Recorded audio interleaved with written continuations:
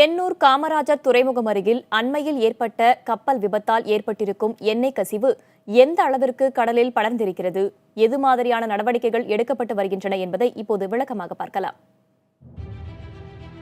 கடந்த சனிக்கிழமை எண்ணூர் துறைமுகத்திற்கு அருகே இரு கப்பல்கள் மோதிக்கொண்ட விபத்தில் சுமார் 60 டன்னுக்கும் அதிகமான கச்சா எண்ணெய் கடலில் கலந்துள்ளது.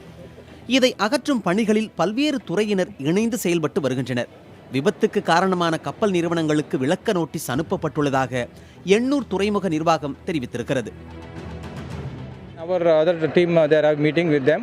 We have given notices, we have taken undertakings, and all those things are going on. So what would be the actions initiated on them, sir? What would be their responsibilities to clean up the shoreline? Yeah, it is their responsibility to clean up, but they alone cannot do it. So they are also deploying their people and experts. It's not enough. Everybody has to join together.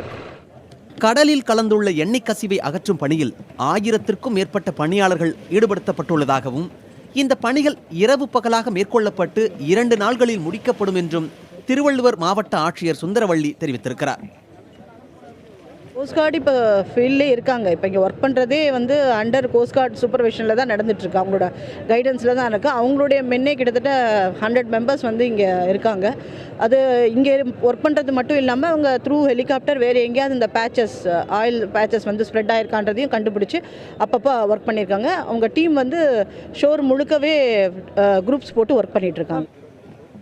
எண்ணெய் கசிவு தொடர்ந்து பரவாமல் இருக்க உரிய நடவடிக்கை எடுக்கப்பட்டு வருவதாக ஆட்சியர் தரப்பில் சொல்லப்பட்டாலும் விரைவாக கசிவு அகற்றப்பட வேண்டும் என்பது மீனவர்களின் கோரிக்கையாக உள்ளது. புதிய தலைமுறைக்காக ஒளிப்பதிவாளர் கார்த்திக்குடன் முகிலன்.